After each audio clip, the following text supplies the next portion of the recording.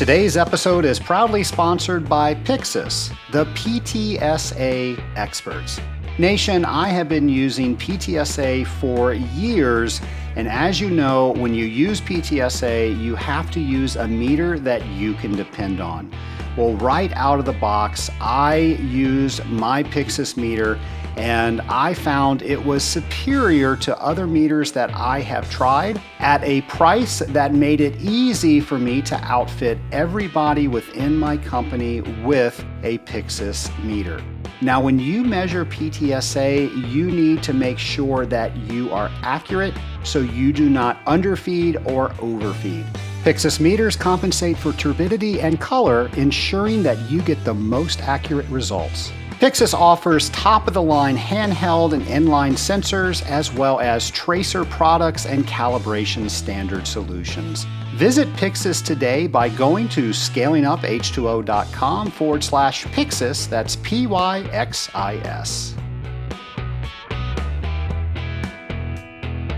Welcome to Scaling Up, the podcast where we scale up on knowledge so we don't scale up our systems. I'm Trace Blackmore. I get to host this awesome podcast.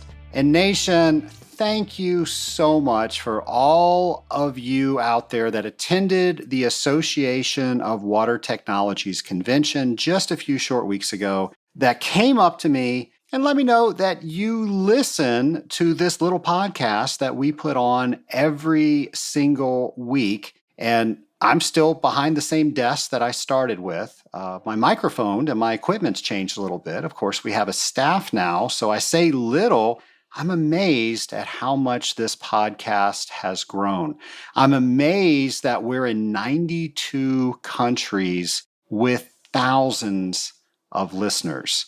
Multiples of thousands, over 10,000. It just blows my mind that the Scaling Up Nation is becoming just such an incredible force. And it's all driven by the fact that we all care about this industry, that we want to learn more about this profession, this craft that we do each and every day, how we do it better, how we learn more, how we contribute back to the industry.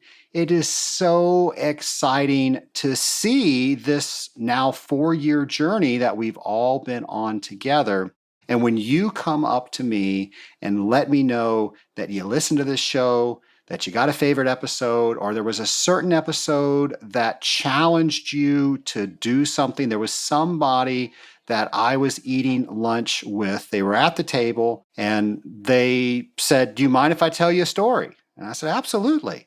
And they shared with me that one of the episodes, and I apologize, I can't remember the episode that you mentioned, but the episode that they were listening to kind of aggravated them. They got a little angry because I was saying what they were doing wasn't enough. And they were thinking, well, that's how we do it. Who are you to say it's not enough? And again, I can't remember the exact episode, but they started thinking about that. And then they started thinking about all the little things that they could do that didn't cost them anything, that maybe they substituted task A for task B, so it didn't even cost them any more time. And not only did that account get better, they started enjoying going to that account.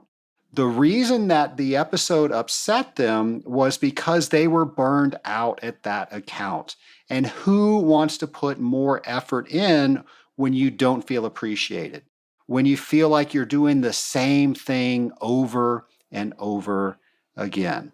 Well, because they started getting more information or different information, they were able to have different conversations with their customer. And because these conversations were different, and also because their attitude was different, the customer then started taking recommendations that they had been giving them all along. Now, they gave me credit for that podcast, for all of that happening, but I give that credit directly back to them, because if you do not have the drive to make what you're doing each and every day better, to learn from what you're doing today to make tomorrow better, then it doesn't matter what's out there. you're the driving force. So thank you so much for sharing that story with me. And of course, dozens of other people came up to me. I got some show ideas, got to meet a lot of people I didn't know, got to see a lot of people I do know, and it was just a fantastic week in Providence, Rhode Island. Now, one of the people that I got to see in Providence, Rhode Island is definitely a friend to the Scaling Up H2O podcast. He's a friend to the water treatment industry. Here's the next James's Challenge.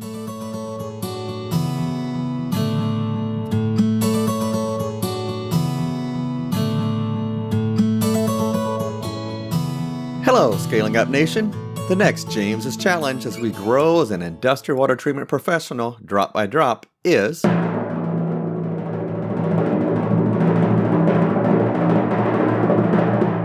using proper safety precautions while sampling, run boiler water tests on a sample collected with a sample cooler and an uncooled sample for the same boiler. How does the temperature of the boiler water sample impact test results? What changes may occur with water chemistry and why? How much water flashes off from the hot sample? What are the temperature limitations of your testing equipment and reagents? Be sure to share your experience on LinkedIn by tagging it with hashtag JC21 and hashtag ScalingUpH2O. This is James McDonald, and I look forward to seeing what you share. Nation, one of the things that James and I did while we were at the Association of Water Technologies convention is we were able to sit down and figure out what we are going to do to continue our collaboration next year. So stay tuned for that. I love all the things that the podcast is doing with James McDonald. And speaking of that, just a few short weeks ago, we celebrated our 4th annual Industrial Water Week. Nation, this was the most celebrated Industrial Water Week in history. Now, James says it takes about 4 to 5 years for a holiday to really catch on, and I think he really knows what he's talking about because there were so many posts to social media this year. We had some last year. We had a few the year before. We had very few the first year it came out, but so many people are getting behind celebrating this amazing profession that we are all in. I know I'm speaking to a bunch of listeners that participated in celebrating Industrial Water Week. You shared pictures with us. I love seeing that.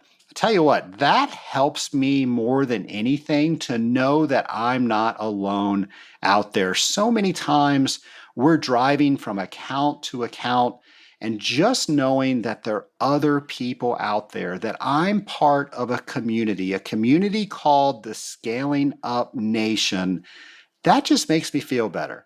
That not only do I have a network where I can meet people and ask them questions, I know that other people are experiencing the same things that I am experiencing. Speaking of networking, we have another hang coming up. Our next hang is going to be on November 11th at 6 p.m. That's Eastern Time, and you can register for that by going to scalinguph2o.com/hang. Now, this is going to be the last hang that we do this year. And the hang was started because we were not able to get together in person. We weren't able to see the people we usually see at an AWT convention or another event because in 2020, that just wasn't happening. Well, since that time, the hang has been so popular for people to get together, to meet people they haven't met before that know something about a topic that they have a question about. It has just been wildly successful in doing that and also fun for me to facilitate. So we're going to continue the hang. So if you want to be involved, and why wouldn't you want to be involved? It's totally free. We're talking about water treatment. We're having fun. That's going to be November 11th, 6 p.m. Eastern Time, scalinguph2o.com/hang. Well, Nation, with everything going on, it is hard for a water treater to go to work and not have something else added to their plate. There's always something else to do. There's always something else new to learn, and there's only so many hours in the day. On today's interview, we're going to talk about some potential solutions to get you some hours back in the day. My lab partner today is returning guest Laith Charles of Watermark. And that's different from the last time we spoke in episode 62 back in November 20th of 2018. Laith, how are you? I'm pretty good, Trace. Thanks for having me on. How about yourself? How are you doing? I'm doing great. Thank you for asking that question. Always good to have you on the podcast. I think you've been on in some other fashions. Maybe we didn't do an entire episode, but I'm pretty sure you've been either calling in and asking questions or giving advice. I know you've been on the show more than just once. Yeah, if I recall, during a technical training one time, you had your little handheld set up. You asked me a question there, and I know I've done a couple of those recorded voicemails that you can leave on the website. So, big fan of the show. Like what you're doing. Glad I can contribute. Well, I appreciate all that you contribute. I know you and I have collaborated on a couple of episodes behind the scenes, and you've given me some great advice on how to better explain a topic or what to delve into when there's so many areas you can cover in a topic. And by you calling in and asking questions and contributing that way, that helps me so much. Those are my favorite episodes when I can answer questions from the audience. It feels like I'm engaging right. So anyway, I can talk the entire episode about that, but thank you and all the others out there in the Scaling Up Nation that do that. But let's get back to you. Last time I introduced you, you were with Pulsafeeder. What's going on? So, still close with the Pulsafeeder guys. I went over my history a little bit in our last podcast. At the time when you interviewed me, I was the Pacific Northwest regional manager, a direct employee of Pulsafeeder. And since that point, unfortunately, the predecessor to me, previous owner of Watermark, Peter Auchinclaws, passed away abruptly in his early 50s. So after some time, I eventually bought the company out from his wife. So Watermark has been a manufacturer's representative for Pulsafeeder for a long time. And they have a few other lines that they represent, all kind of synergistic water treatment equipment. So I still have Pulsafeeder in the fold as the brand that I rep for chemical feed pumps, controllers, systems. And then as a rep, I'm able to kind of bring other lines into the fold that don't conflict. So I do have Peabody for their tanks and their secondary containment stuff. I've got Harmsco for filtration, Vector for some bypass feeders and brominators, and a few other smaller lines. Just trying to really bring a complete package so I can check more boxes and do a little bit more packaged, solutions for the water treaters. Well, I have to say that being a business owner really suits you. I appreciate that. It's drinking from a fire hose. I don't think it's a secret that I'm relatively young, but yeah, I just like the unique challenges. And honestly, I know we're getting into this later, but your mastermind group couldn't have come at a better time for me because I was a little shy of probably a year into managing Watermark, and I think it's really important as a small business to try and get outside perspective on what you're doing. So I was literally exploring getting like business consultants and trying to vet that out. But as I'm sure you're aware, the whole water treatment industry as a whole is a little alien to most. So being able to talk to people who already know the industry has been awesome, and they've been managing their own businesses successfully for quite some time. So I'm able to get insight from people who are much smarter and more experienced than me. So thanks for putting that together. I know you didn't do it for me, but I've benefited from it. Well, I've benefited from it. It has been amazing the different topics that come on during our calls, especially how vulnerable people are and how they are really sharing the right issue. Normally, the more vulnerable it is, the more right the issue is that we need to talk about it. And the advice that people give, is that specifically what you were looking for when you were thinking, I'm a new business owner, I need to surround myself with people that I can ask questions to, that I can give advice to, but I can learn from in the process?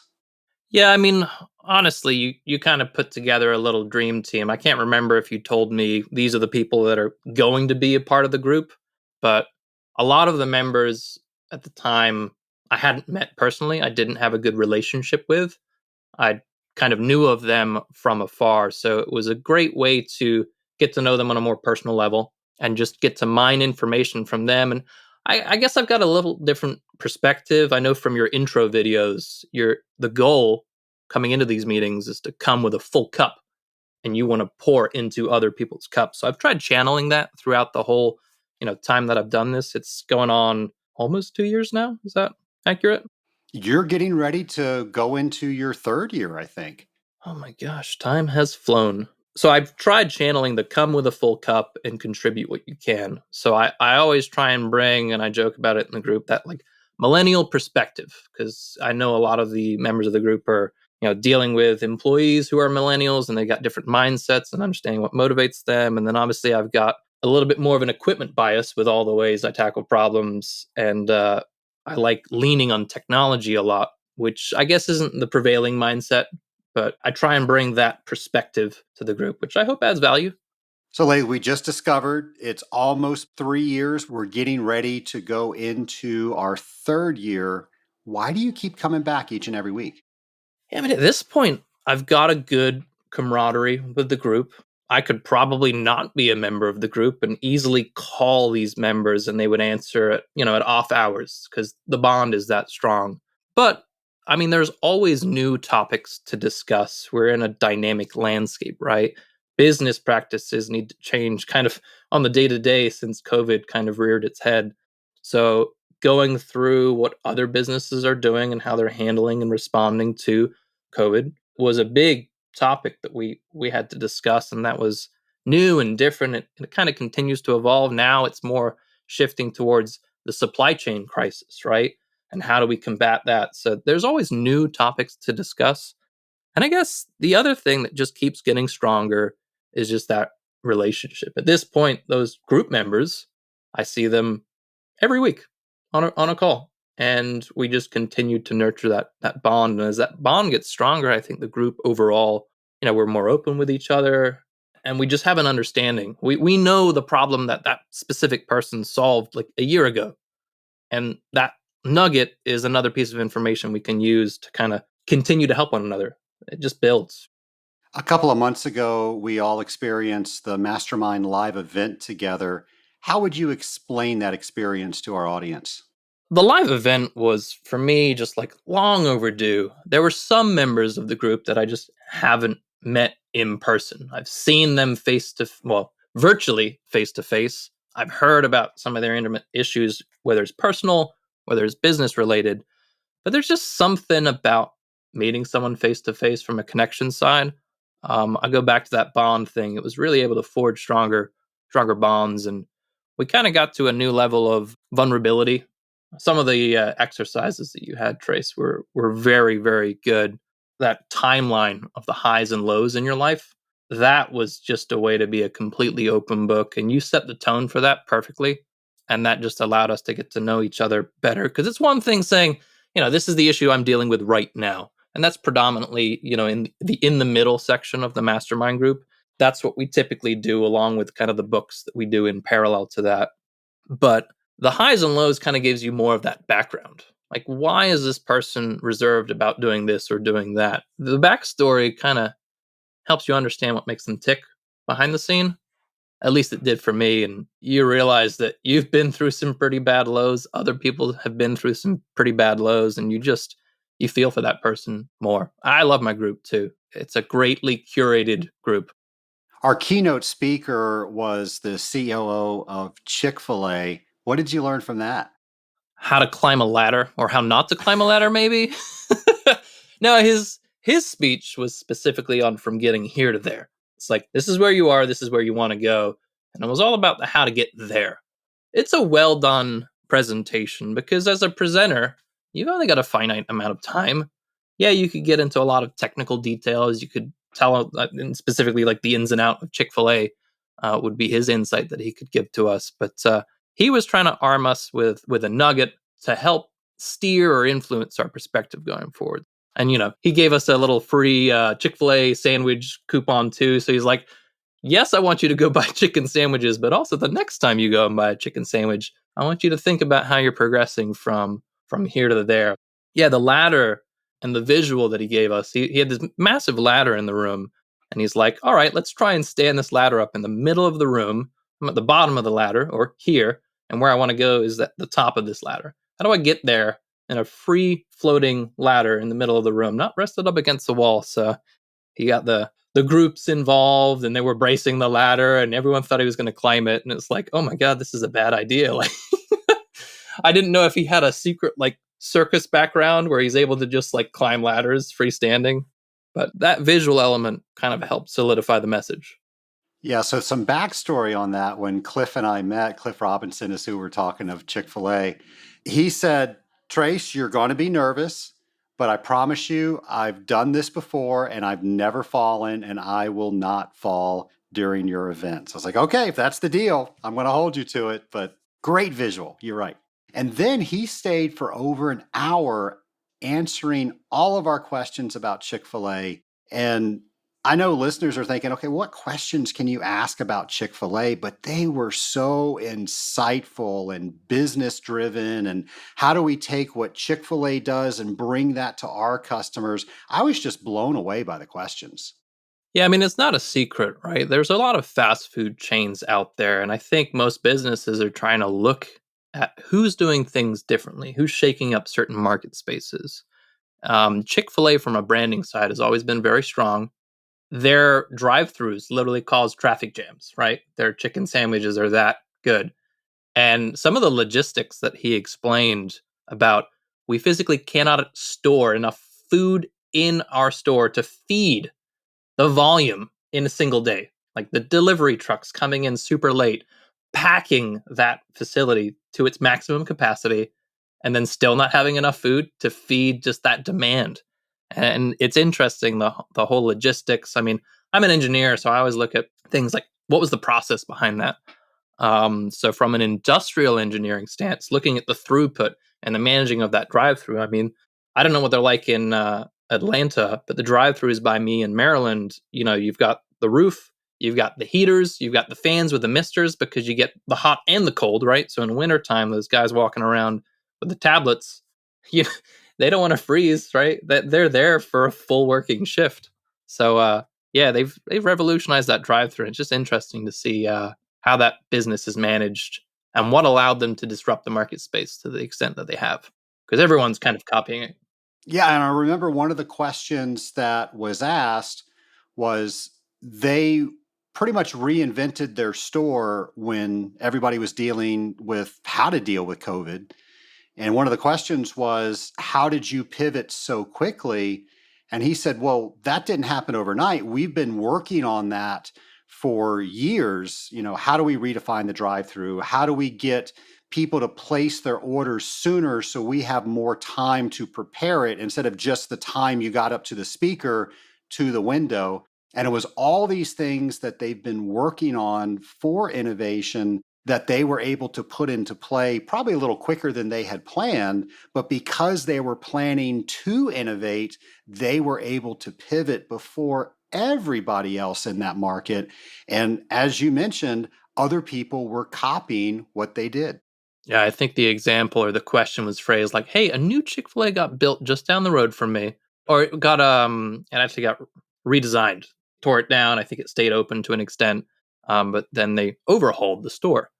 And the takeaway was, I noticed that the seating area got smaller, and it was, the building has to be this big. This is the lot that it's on. Our drive-through traffic and storing the food is so high, and that's such a good revenue stream for us. And people sitting in the store is actually less profitable, right? They're in there. You've got staff visiting the table, refilling drinks. So it's interesting, things you don't really think about, you just take for granted, but applicable business fundamentals to help you figure out, well, how do I apply that to what I do? I've got several friends that are operators for Chick-fil-A, and they're all about metrics. They know how long drive-through takes. They know how long when somebody comes in. And just because I know these numbers for this particular store, he was sharing with me 7 minutes is the average from when you place your order to when you drive off with your order. And it's 50 minutes from when somebody comes in the restaurant and eats and then leaves the restaurant. So if you can imagine the difference and how many more people they can serve via drive-through instead of coming into the restaurant, but the line that they walk is Chick-fil-A is all about community. And they want to make sure they always have that place where community can come into the restaurant, they can meet, they can do business, they can rejuvenate, they can do anything that they need to.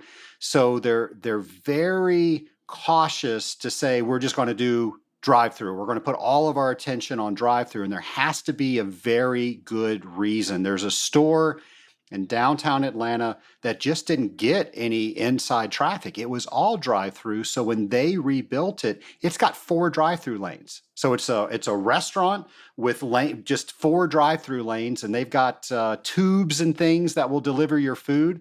I've never been delivered by a tube. It's always been somebody walking it out to me, but they really think those things out.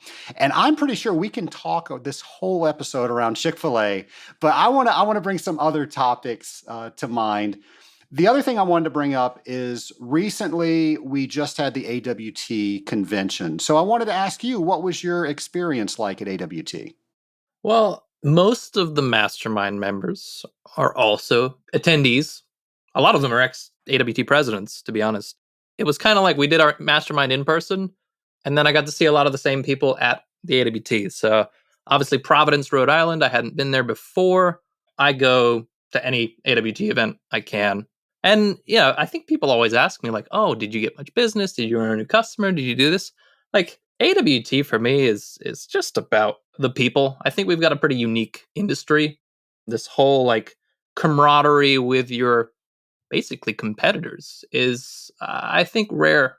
And yeah, for me it's just about going, catching up with people, having some good memories. I think everyone usually ends up at some bar late near the hotel, and they then have a story to tell about that. And yeah, obviously the presentations this year, I mean, there were some prevailing trends that I wanted to attend. So tag polymers were a big one this year. I know you spoke out on tag polymers, but it was a whole track. I think there were 3 running concurrently. There were some wastewater presentations that I wanted to see because candidly, I don't really know much about wastewater. I'm not a chemist by trade, and that's probably one thing that kind of like holds me back a little bit. So yeah, I'm reading a lot of chemistry related books now. There's this overlap, right? I mean, I come at things from this is the equipment, right? I know that this pump can output a water-like fluid at this rate. Okay, you've got some back pressure. Okay, this has got a higher viscosity. Oh, this is an off-gassing product. Like, how do we handle that on the equipment side? What kind of control measures do we need to implement? So, understanding that chemistry and just being able to go somewhere and share knowledge is critical to just better the industry overall. So, it's a great hub for that. And I tried to give my take on it as well because I presented out on IoT augmented water treatment because I think there's a lot being left on the table and a lot of technology being underutilized. So it's my attempt at kind of exhibiting a market push on the industry to say, hey, maybe there's a different way worth considering. That's eventually what we're going to talk about, the IoT, your presentation that you did, but something else happened at the AWT convention. I'm not sure all the members of the Scaling Up Nation know, but you were recognized with an award, and it's the first time this award has ever been given. It's called the Rising Star Award. And I believe the AWT board has had this award available for the last 3 to 5 years, and they were looking for the right person to give it to. The Rising Star Award recognizes the contributions and efforts of the next generation of water treatment professionals. The nominee will possess a demonstrated passion for their work in the water treatment industry field and will have contributed to the advancement of the AWT mission. And you were named the first recipient of the Rising Star Award. Congratulations. Thanks, Trace. It was an honor. They kind of call you ahead of time to make sure, like, are you going to be at the awards ceremony? I'm like, should I be at the awards ceremony? Yes, you should. Okay. Yeah, they made me aware of it ahead of time, and it's kind of like hush hush. I've always enjoyed contributing to the AWT community. I wasn't even aware of the award until I got the phone call saying, you're receiving this award. But, as you know, I've been on the technical training side of things, contributing to the hands-on section. I've published a few articles in The Analyst, presented out a couple times at AWT. I used to be with the young professionals, and more recently, I help out with the education committee. So I don't know who submitted my name. I think you have to be nominated, but I guess someone liked what I was doing and felt that I deserved some kind of acknowledgement. I mean, it's great to be honored. Don't get me wrong. It's a privilege to be the first recipient, but it's a privilege to just contribute. To be frank, it's I enjoy it, and I carve out the time because it adds value to my life. Well, again, congratulations. It's a very high honor. And I was so proud when you stood up as that recipient. And I think you noticed all your fellow mastermind members, they were the first to get out of their chairs and give you a standing ovation. Yeah, the support, the camaraderie from the mastermind group. I think the whole table was basically masterminders at that awards dinner. I've never been to an awards dinner too before. That event was just great. The stage was nice, and then afterwards, that whole fire show and the dinner was memorable. So night couldn't have gone better. Yeah, and I'm not even sure how to describe the Fire on Water show. Hopefully, AWT will put something in the analyst, maybe some pictures or something. I don't even think we can try. I don't think we can do that justice. But it was interesting. It definitely was interesting. You mentioned the paper that you presented on the Internet of Things, and that's where we're going to shift gears to now and talk about that. And I have to say, Laith, the most awesome thing that I saw at any presentation was how you handled how you were coming after a presentation entitled Weed in the Workplace. And an attorney was telling everybody, okay, well, how do you have to change your HR rules? What do you need to look at? What if it's legal in your state? What if it's not legal in your state? And then you brought snacks just in case anybody had the munchies after that presentation, and you handed them out before you spoke. That was amazing. Yeah, as soon as I saw where I was, so I was 4:30 on a Friday, and I was like, "Oh, attendance is probably going to be a little rough, right?" Last presentation of the day. I think you were in a similar shift a couple days before me. I was like, "Well, it's going to be late in the day. People are going to be hungry, and I can't pass up the opportunity for the joke being after weed in the workplace." Yeah, I brought some chips. I had to represent Utz chips because in Maryland that's like a thing. So as soon as I managed to get a hold of them, they were getting passed out. Yeah, fun fact. A lot of people know Aqua Phoenix. They're a supporter of the Scaling Up H2O podcast. They are right next door to Utz potato chips. Well, let's talk about your presentation. You use the term the Internet of Things. What does that term even mean? Yeah, it's kind of a buzzword. People throw it around a lot nowadays. I define Internet of Things. I mean, something connected to the internet, right? I mean, it's a way of just shifting the words around a little bit, but anything that can connect to what's called like the spine. Technically, anyone can set up an internet in their house. Like I've got my own intranet within my household, right? But if I go to a browser and I'm trying to search for something, it pulls the spine and I get information from this massive network of interconnected devices. So anything on that, whether it's a printer, whether it's an actual computer, whether it's a tiny little motion sensor, whether it's a cooling tower controller, if it's networked, if it's online capable, I define that as the Internet of Things. And that's growing further because, like cell phones, if I'm doing, like, let's say, or maybe it's a tablet, if I'm doing my service reports and I'm using some kind of cloud software to do that, pulling up my phone, typing in things, submitting that, it's using the internet. There might be some cloud based software. I would lump in all of those software as a solution platforms as a thing on the internet. So, kind of in this big bubble, if you will.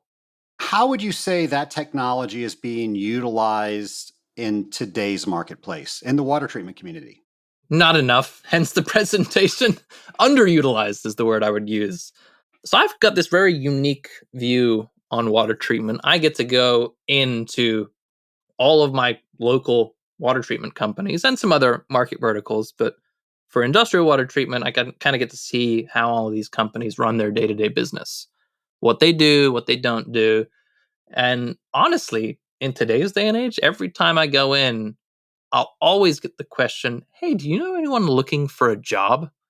We've got companies that are so strapped for resources, and the hiring market's never been as tough as it is today.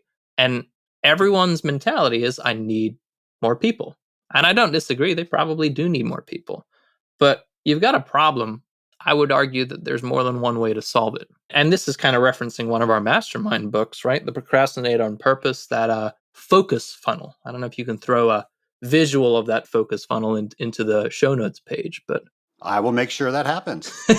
well, that funnel in a nutshell kind of describes the ways in which you would make your business run more efficiently. And that's one of the references that kind of plays nicely into my presentation. Is the whole funnel is based on, eliminating things that are unnecessary, delegating what you can, automating anything you can.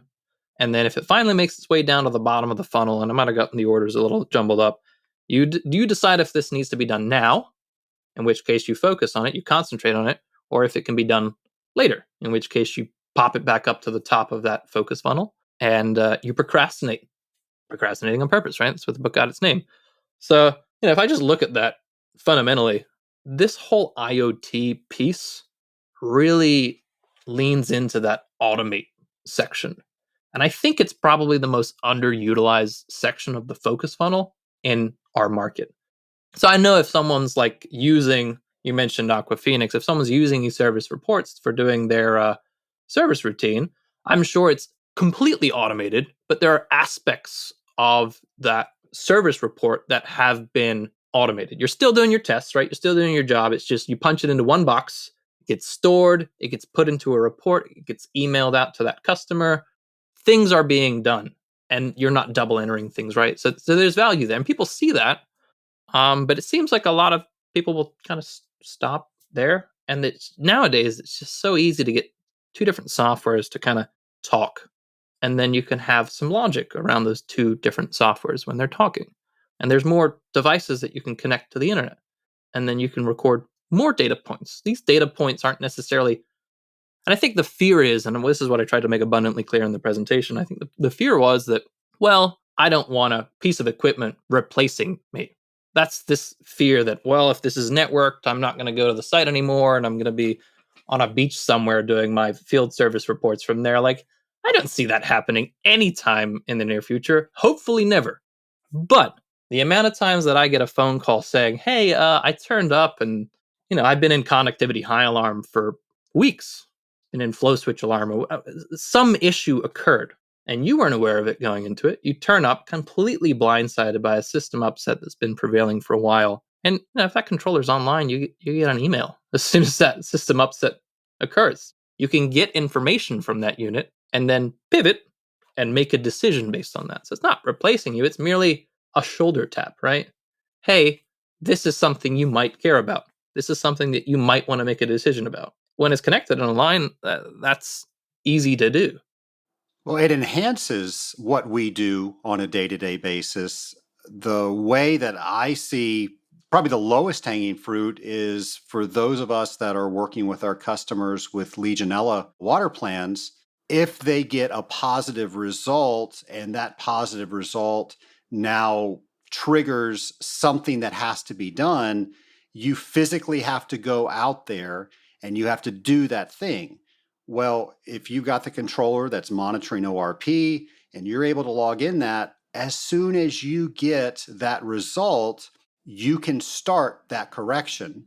And I think that's how you have to do it in New York City. I don't think they can work any other way. But that's how I see that things like this enhance what we're able to do. We don't have to drop everything right now when we just learn some new information. We can now better plan when is it the best time for me to go out to that location. And now I can actually test because something's been done. I'm not working off old information. Yeah, I mean, the ability to ORP, I guess, slug feed your oxidizing or non-oxidizing biocide, I guess in this case, oxidizing biocide, but you can potentially remedy a high count, right? You remotely, as long as you can feed that feed pump and it hasn't lost prime, and you see that spike in your ORP value, most people accept that as sufficient data to say, yes, that was a successful oxidant feed. We locked out the bleed relay for this much time. We got our ORP up to this value. And yeah, there's specs around that prove that this slug and hold kind of method is effective. So yeah, that's just one of the many ways that you can just make your day-to-day easier. So I guess I just find it interesting that most people that I meet with will say, do you know anyone looking for work? And I think very few people are thinking about how can I do more work with the same amount of headcount resources? What are other leverageable resources within my organization? I think everyone knows at the cost of hiring someone and training them and making them like getting them started up and firing on all cylinders in this niche market without any existing experience. I mean, it's hard. And even if you get someone with existing experience, it's kind of like, well, that's what your old company did, but our company does it this way. There's a lot of differences, right, in the way that everyone handles water treatment. I mean, chemistry is chemistry, but there's the Blackmore Enterprise way, right? You have a specific approach, a specific handle, a specific way of doing things. So it's unlikely that you just find someone out there who's already doing exactly what your business does. So anyway, the hiring and getting an efficient headcount is hard. And it seems like, and some people do this better than others, seems like people jump around, unfortunately, a little too much. And as a millennial, I'm probably guilty of that. I mean, you said, to your point, I used to be a direct Pulsivator employee the last time we spoke, and now I'm Watermark. So I'm guilty to an extent as well. But I'm just trying to provide basically a perspective, provide basically an angle where people could potentially manage their business a little differently and try and be a little bit more efficient. What are some other areas, maybe some low hanging fruit that people just don't think of that we could get a piece of control equipment to do for us? In a nutshell, basically everyone's controller nowadays, they've got a model that can go online. It can send out alarm notifications. So I look at it two different ways. So there's alarm driven instance notifications. That's the I've got low ORP, I've got high conductivity, I'm in a flow switch alarm, but this is a process cooling system that shouldn't be in flow switch alarm, right? So there's alarm driven stuff. And then there's, I guess, historical report stuff as well. I would say very few people are value selling their services based on the accuracy of their water treatment program.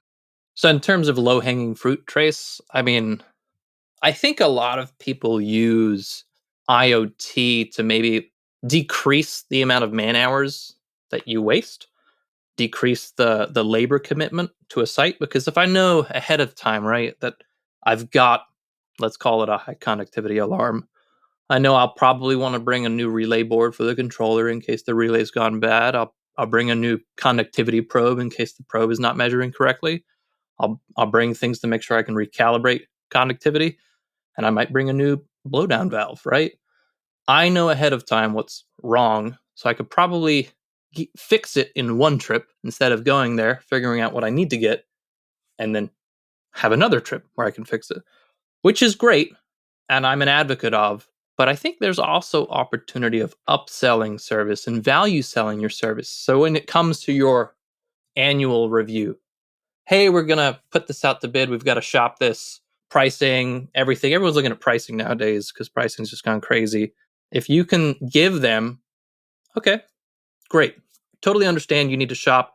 I just want to give you this report, this summary, just so you know how well I have treated your systems. So, this was your connectivity set point. This was your average range. This is the percentage of time in which you were in control. I've got a PTSA probe on this system, and look how tightly controlled throughout the whole season I kept that. This was a probe cleaning. This was this. Like, you've got all this data. You can document it all. And then instead of saying, well, we can drop your price if we only come every other month, and then we'll just ship you chemicals, and then we don't do as much testing. Like, I get that angle. And I think that's the angle that some people are taking, some approaches, but data's there to be used however you want to use it. There's ways of saying, hey, look, this is my price. This is why this is my price. And look at my performance. Because everyone cares about price to performance. That's what gives you value. There's also the relationship piece, which is kind of hard to quantify. But if you're just looking at price performance for a value sell proposition, you can really justify the performance of your work with that data. And I'd say not enough people are leveraging that.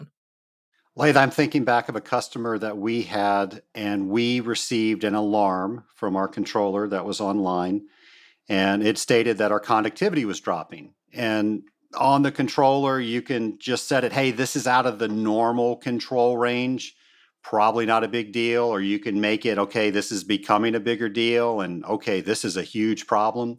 So it just alarmed us that something was off, but it wasn't off that much. So we called them and we gave them 3 scenarios that could be going on with the conductivity being lower. One of them was the tower was overflowing. And sure enough, what happened was the float on the cooling tower valve had just fallen off and it was just free flowing. And that had dropped the conductivity enough for that first stage alarm.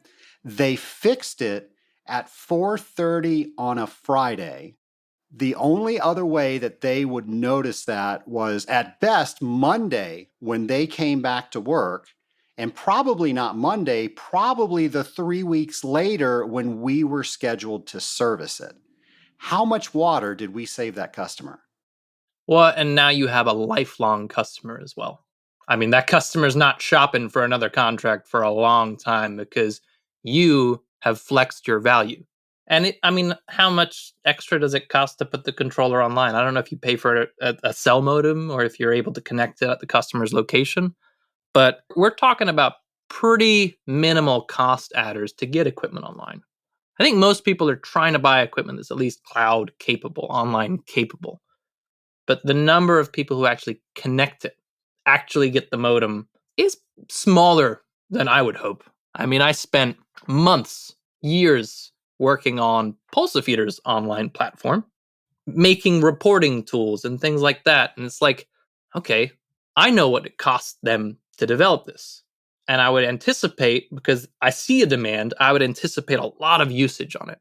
Beautiful reports, and they come out over email and a PDF. I mean, the functionality's cool. And then to put all that work in and see it underutilized is like a little frustrating, I guess. So it's my little plea on just like try it out. And there's different color boxes that you can hang on the wall. They've got similar functionality. Everyone's got their own little flair, right? Their own little take. I mean, that's how you gain market share. You don't want to be an apples to apples. You want to be a little different. But I stand by the Blue platform. I like Pulsafeeder's cloud connectivity. I think it's implemented the exact way to be like a modern architecture. But, I would be happy if just more people went online. Do you have numbers on how many people bought controllers and actually put them online? Yes, it depends because controllers are sold in a lot of different market verticals. So it's hard to quantify exactly the AWT market space. But almost half of the controllers sold nowadays, it's probably closer to around 40%, are online capable. They're equipped with the right technology, or you can at least plug in a card to upgrade them to online functionality. There are a lot of lower end controllers right now that don't quite have that functionality.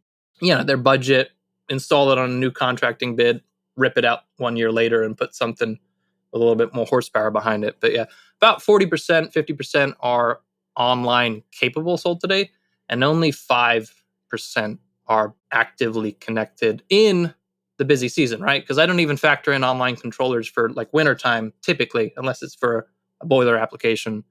But the bulk of controllers out there are typically open evaporative cooling loops in this market space.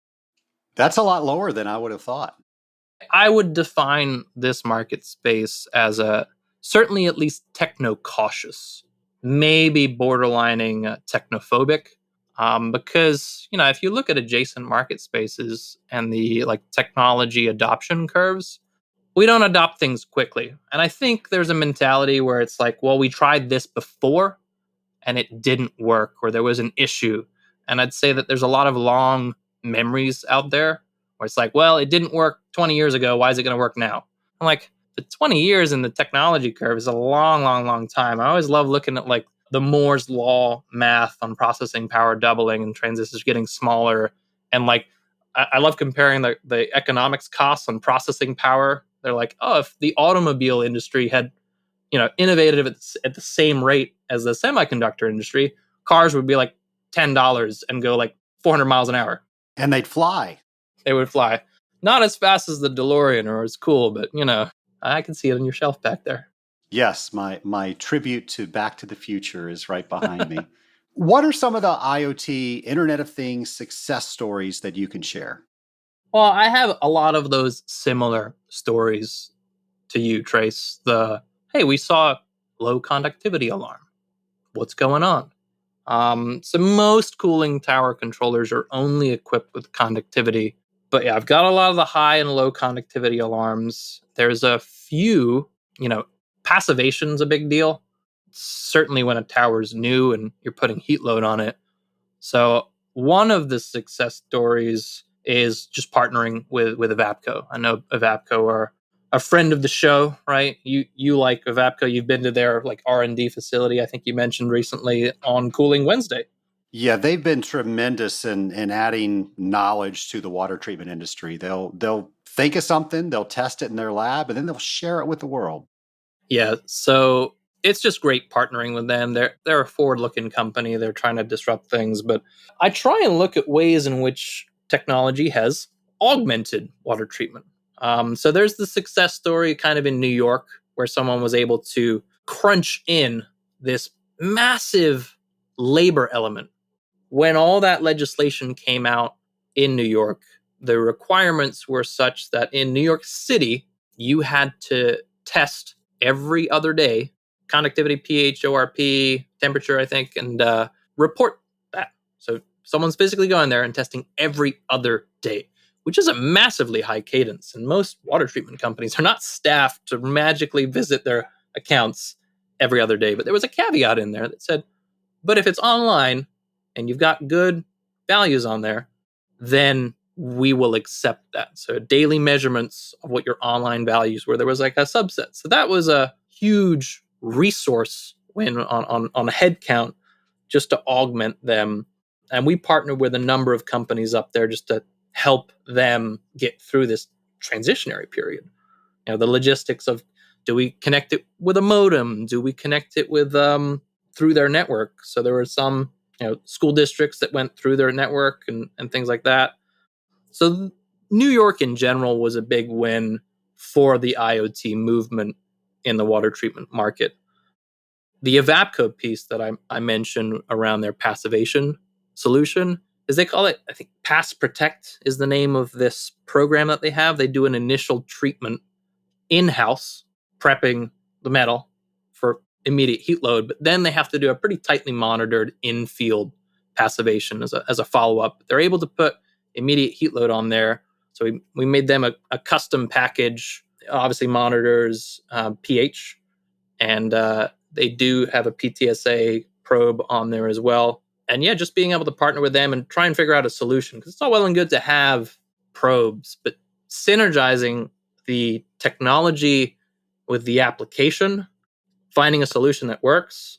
I work predominantly with Jamie Downey there. And yeah, he uses these panels. They circulate throughout North America on new towers. And yeah, we've been able to successfully passivate probably close to 100 towers. And this hasn't been out for very long. They move around, they do their job. And as soon as that pH is out of range, they get notified and they can implement corrective measures, because yeah, you don't want it out of range for too long, because that's a process you can really only get right one time. So that was cool as well. I like trying to make those kind of engineered solutions, tailored approach going into it. You have, this is what we're trying to accomplish. How do we do it? And you've got multiple kind of walks of knowledge coming into the picture. Well, we've spent this conversation talking about all the things that we can do to help our customers, to help us. Maybe it's a quality of life issue and we don't have to go somewhere to test every 2 days. We can actually utilize some technology. So lots of application to simply make our lives easier and to help our customers see the value that a professional water treater brings to the party, because now we have all these different data sets that we can share. But I know you don't stop there. You have probably the most connected house out of anybody in the Scaling Up Nation. Tell us about that. Any device that you can buy that connects to the internet, I probably have.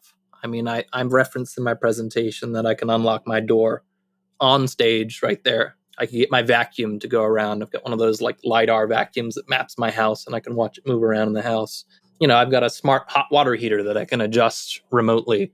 If I know that I'm going to be entertaining guests, because it's only like a 50-gallon tank. If I know guests are coming over, I can switch it over to high demand mode and actually bump up the temperature, because it mixes, right? It mixes with some cold water, so you can get more usage of hot water if it's in high demand mode and the temperature set higher. So my washing machine will notify me when it's done and I got to move the clothes from the washing machine to the dryer. So yeah, I mean, I've got a lot of connected devices and I like tinkering. I like playing with online connected devices. I mean, I understand the fundamentals of how devices communicate to the cloud, what to do with the information when it's in the cloud, how to store it, how to access it, how to send push notifications to your phone. So it's a lot of like store-bought stuff and then some like custom stuff that's only in my house that I just spent a weekend on creating.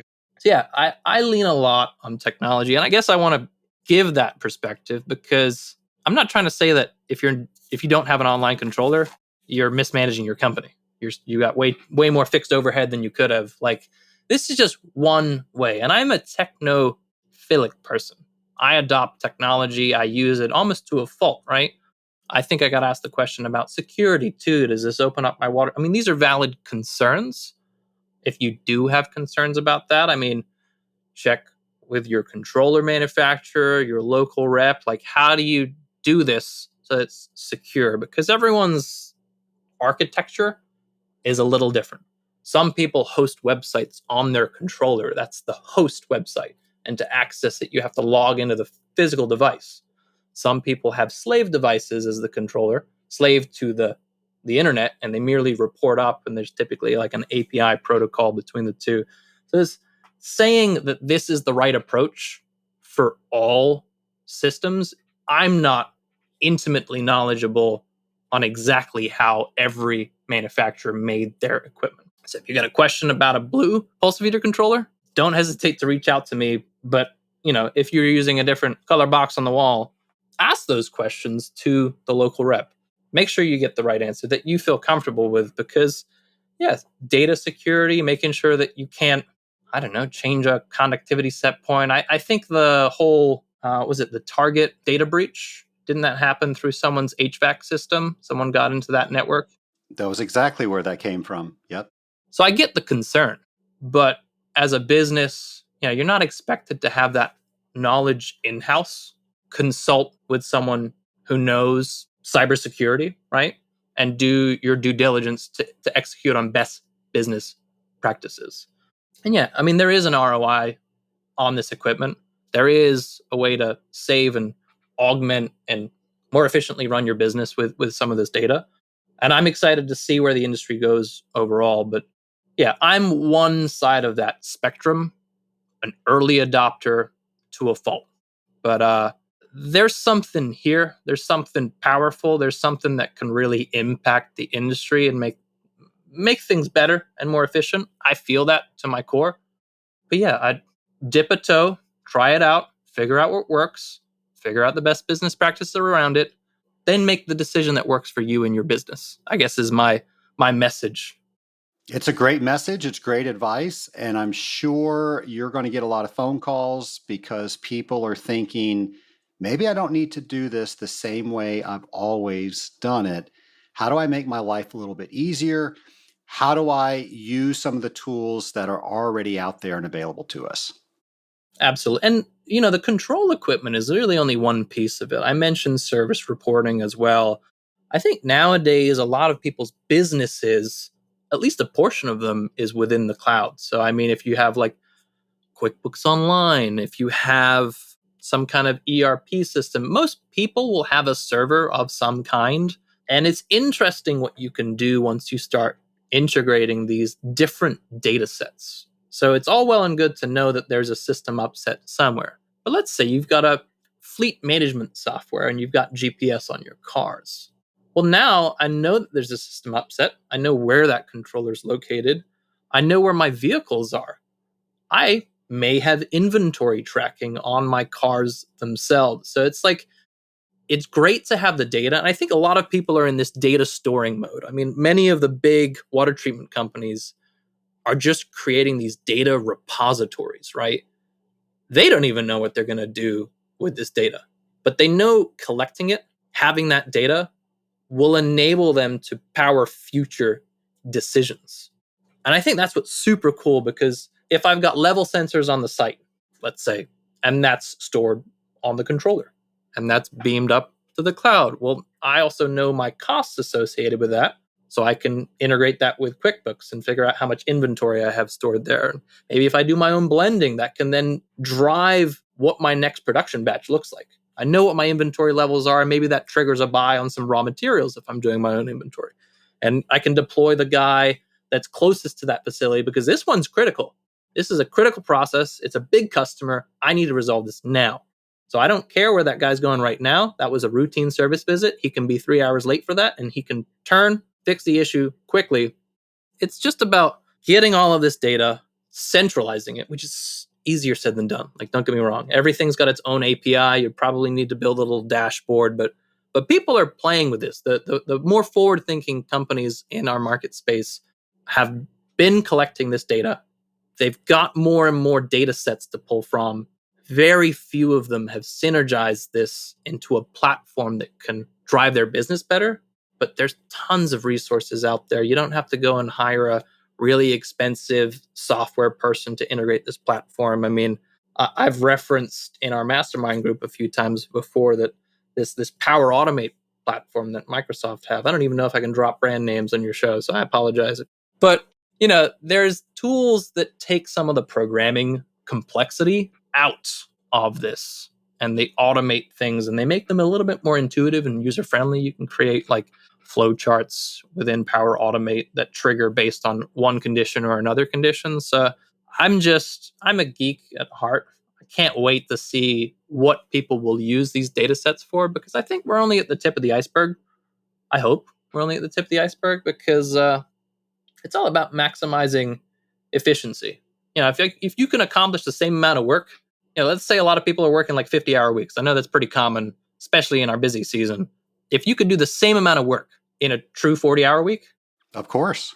Lots of things to think about, Laith. Again, I think that there are people out there that are doing this and you've just bolstered their position to why they're doing it. But I'm willing to believe that there's more people out there that need to hear this and figure out how they can start utilizing the tools that are available so they can shave a little bit of time. And maybe it's not 10 hours off the week, maybe it's an hour. But hey, that's an hour. That's huge. Laith, I'm looking at my notes. The last time I asked you lightning round questions was about 3 years ago. So I've got some new ones for you if you're ready. I'm ready. Here we go. What would you say your superpower is? I guess in this market, it's perspective. Sounds like a weird answer, but I guess I just look at things differently. I've got that bias that I mentioned that's always equipment concentric, but that's I'd argue a superpower in this marketplace. I look at problems and I figure out a different solution than what's conventional. What would you say is your proudest moment? That's got to be the birth of my daughter, to be honest. That's just that's an experience. That's not something you can compare anything to, but yeah, I have a 2 going on 3-year-old girl. I've got a 10 going on 11 boy. Holding a newborn child is something special. You know they're going to do it. When they finally make a statue of you, what does the plaque on the bottom say? Yeah, I think it's just he tried his best. It's probably what it'll say. There you go. You can't ask for anything more, right? My last question, if you had the ability to change anything in the world, what would it be? I think everything's fundamental on education. Personally, all of today's problems could be solved with just more knowledge and education. We talk about sanitation issues in third world countries. You talk about clean water in third world countries, and I commend people that give money to that cause. But I think the true approach is educating that population on good practices around those. And it could be true with any issue, right? You take any issue. If I could wave a wand, I just dump this massive set of knowledge to the people that need it. And I think you'd wake up with a completely different world. Well, and I think you've started that on today's podcast. Definitely a lot of knowledge, a lot of information, and I think you're going to start changing people's minds that saw something 20 years ago, and maybe it didn't work then, but a lot of changes have happened within those 20 years. Laith, thank you so much for coming back on Scaling Up H2O. Thanks for the invite, Trace. It's always a pleasure, and I mean it sincerely. If anyone has questions, I'm not like, I know I'm in sales, but I'm not a pressure sales guy. If I can help you, if you're thinking about something that you want to do, I may not be the right person for that, but I'll probably know where to steer you to as well. So open invite to the Scaling Up Nation, just to reach out. Scaling Up Nation, I have been a fan of Laith Charles since I met him years ago. He reminds me of how I positioned myself, and I don't want to say how many years ago that was, but I remember being very young, entering the AWT community, not knowing people, and seeing other people that had knowledge that I really wanted. And I would ask people, could I work with you? Could you mentor me? How can we forge a relationship where I could get some of that knowledge, but at the same time, too, I'm giving you something that you need. And I've had many of my mentors on this podcast. If you don't have a mentor, and I don't care how old you are, if you don't have somebody that you can speak with, that can give you advice, that can give you another point of view, I really think that you are missing out. Now, maybe you're somebody that has a mentor, but you don't have a mentee. So if you're going to take, you very well better give as well. And I think when you have a spirit of giving, the taking just comes naturally. People want to give it to you. You don't even have to take. But there is so much involved. There's so much that you are going to get out of sharing what you know and sharing how you help other people, that you are going to be amazed at what that experience will do for you. And Laith has always put himself into a position where he could get to know the people that could help him along his journey. So great job, Laith. It is no surprise that you were the first recipient of the Rising Star Award.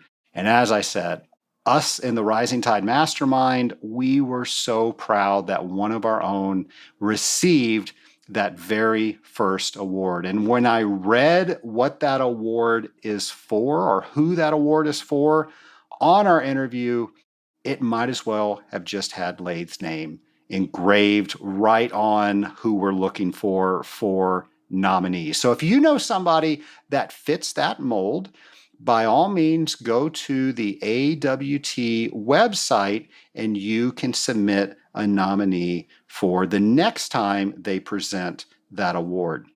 Speaking of the AWT, the next convention is going to be in Vancouver. So we're going to Canada. And folks, that is a beautiful city. You are going to love it. I know a lot of people are wondering about travel, what they have to do to get there. Well, I will tell you, if you are crossing over a border, you need a passport. And there's so many out there that don't realize. I was one of these people. We were going on a scuba dive trip to the Bahamas, and my passport expired 3 months after we were returning. Well, I'm fine, right? No big deal. I'm well within the expiration date. In fact, I was not fine. Luckily, a friend of mine told me about this and I had enough time to fix it. But your passport needs to be valid at least 6 months after you return from your trip. So get your passports out. Make sure that you've got at least 6 months after you will be returning. And if your passport does expire within that time frame, don't wait. Go ahead and send that off now because it is taking longer than ever to get those passports back. So that's one thing you can do to prepare for next year. We're going to be having tips and things to learn about the convention. So stay tuned to the Scaling Up H2O podcast so we can share those with you. Laith and I mentioned the mastermind, the Rising Tide Mastermind. Laith was one of our founding members. We started 2 groups. Those 2 groups are going into their 3rd year. And I am just so incredibly impressed with all of the things that we do in the Rising Tide Mastermind. You know, a lot of people give me credit for what happens in the Rising Tide Mastermind. I might have started those groups, but the people that are members within the Rising Tide Mastermind definitely make it what it is day to day. Now, I know you expect for me to tell you it's the best thing ever, and I really think it is, but I want you to hear that life is too difficult for you to do it alone. And I don't know if the Rising Tide Mastermind is right for you, but I hope you will look into it. I hope you will look into a group to join if you are not a member of a group already where you can process issues, where you don't have to go through things alone, where you have a list of dozens of people that you will call and they will take your call because you think they might have knowledge that you need access to. They might have experience that you need access to. Folks, if you do not have something like that, I urge you to please look into getting one. Hopefully it's the Rising Tide Mastermind, and if you think it is, I'd love to have a conversation with you to see if you are right for the group as well as the group is right for you. And of course, if you want to learn more, you can go to scalinguph2o.com/mastermind. Also during the interview, Laith mentioned the focus funnel that comes directly from a book that we were reading in the mastermind called Procrastinate on Purpose. Well, the author of that book, his name is Rory Vaden, and as luck would have it, the Scaling Up Nation is going to hear from him next week. We're going to hear all about the focus funnel and what procrastinate on purpose means from the author himself. Folks, I hope you join me next week where I'll be talking with Rory Vaden. Until then, have a great week, folks.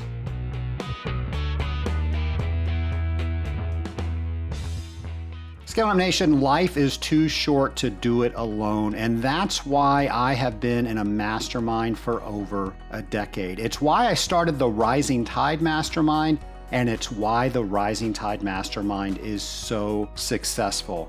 You do not need to face your problems alone. You don't need to face your issues alone. You can learn from others' experiences so you don't have to repeat their mistakes, and you can get further faster because others are giving you a hand.